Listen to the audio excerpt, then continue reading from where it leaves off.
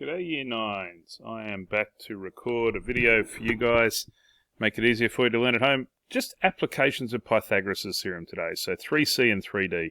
Stuff we actually already know how to do, so it's going to be pretty easy for us to deal with this. I've got a little floating bar there that I can't get rid of, but that's okay. I don't think it comes up on your screen. So all we're doing is Pythagoras' theorem. Square on the hypotenuse is equal to the sum of the squares on the other two sides.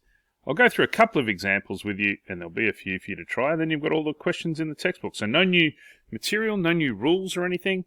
We know the rule already, so we're just going to get stuck into it straight away. Here's an example. Two skyscrapers are located 25 metres apart, and for some reason there's a cable linking the tops of the two buildings. Find the length of the cable if the buildings are 50 and 80 metres in height.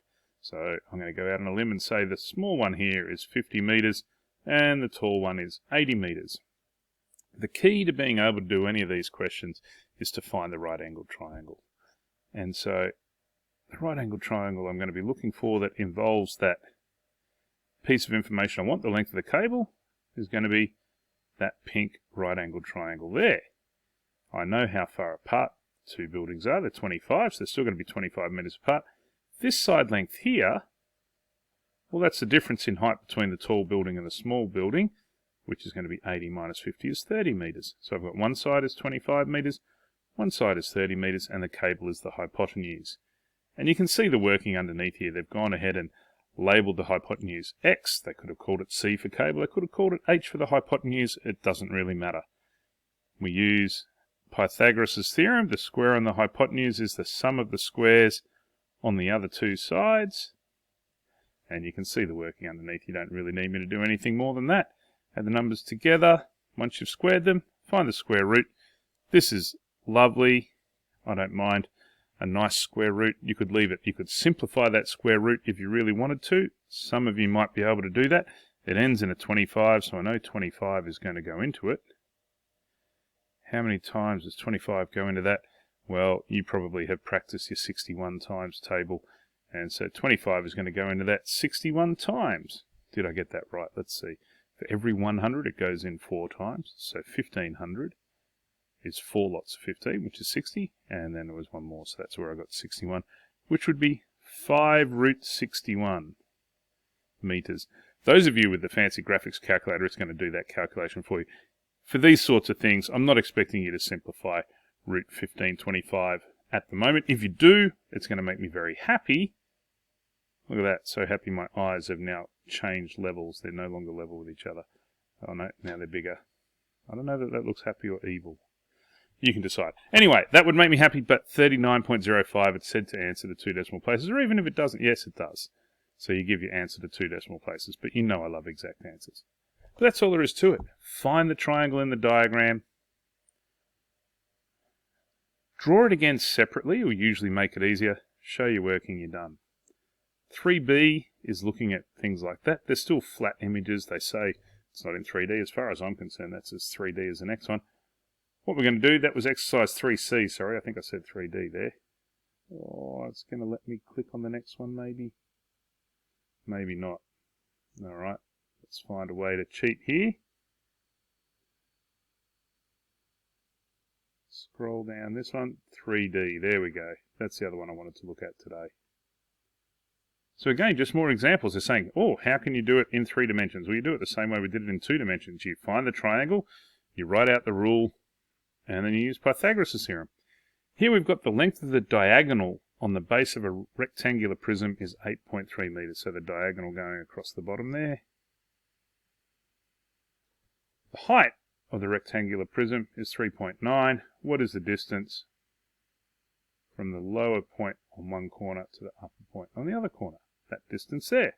So you go ahead, we've got a triangle. What would that triangle look like? 3.9 metres, 8.3 metres, and a hypotenuse. I'll write out my rule. H squared equals 8.3 squared plus 3.9 squared. The length of the hypotenuse is going to be the square root of whatever that sum is. You could push the buttons on your calculator to get the answer. I changed it to approximately equals because I know I'm going to round off the answer. You can see they've done it there for us. 9.17 meters. Nothing too hard about it. There's one for you to try with a cylinder there, which I don't think you're going to have any trouble with. They've given you the side lengths. Sometimes in a complex, unfamiliar question, there's a hint for your exam, the sort of thing I might like to put on there. I might make it a little bit more complicated. So I've got one more example here for me to show you, and then one for you to do yourself. Shown below is a cuboid, another name for a rectangular prism.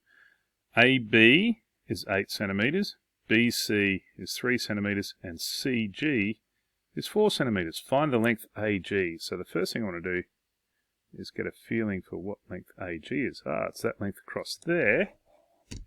Well, if I wanted to make a right-angled triangle, I'd like to know what is that distance, diagonal distance across the bottom. Then I could find the triangle that's sort of standing up inside the cuboid there, and I would find that hypotenuse. That's what I want to actually figure out for length AG. I'm going to have to find out this length along the way though, aren't I? I haven't been given that length. So you've got to do two diagrams here to work it out. The first one, I've got triangle ABC. 8 along AB, 3 along BC.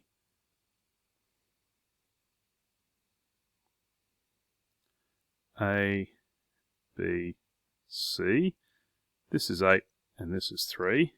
And I decided to call that X. So that's my hypotenuse. So the square on the hypotenuse is equal to the sum of the squares on the other two sides. 8 squared plus 3 squared.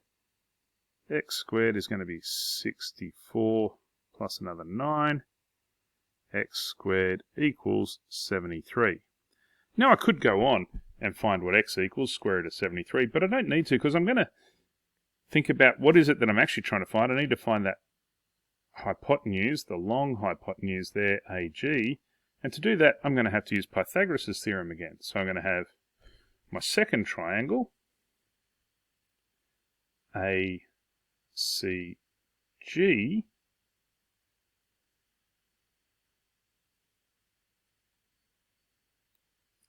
and this was X, and this was 4, and this is the hypotenuse I'm after was H.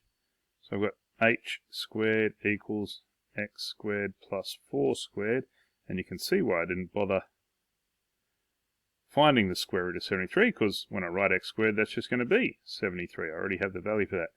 And 4 squared is 16, so that's going to be 89. H squared equals 89.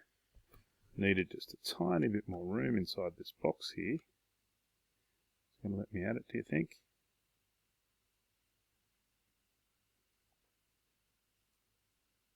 Nope. I've got to get to the end of that line first. Oh, you get the idea. H squared is root. So H equals root 89. Centimeters or meters? Centimeters, which is approximately equal to, I actually brought a calculator with me today. This is a rare occurrence. Root 89, if we want to get it as an ugly decimal, approximately 9.43 centimeters. And there we have it. One there for you to try. We've got a field. The tree is located in the corner of a rectangular field. So they've drawn it with perspective here, but if it's a rectangular field, all these sides, all these corners, all those angles are in fact right angles. The field is 10 meters long and 9 meters wide, as shown there. The tree is 4 meters tall. Calculate the length AE. So from here to the top of the tree. Oh, look, I've got a right-angled triangle again. That 10 meters, it said the field was rectangular, so that 10 is equal to this one. I think you're going to be able to finish that one off and find out the height, or the length, of AE there. All these questions are the same. I'm sure you've seen enough examples for now. Today, you just need to get stuck in and do the questions. Remember, the recommendations are there, the textbook exercises, And if you want to just get stuck into the problem solving and start from there, that's okay with me because you've done Pythagoras already. Good luck today. I hope you get lots of work done. Can't wait to see you all back in class. Bye for now.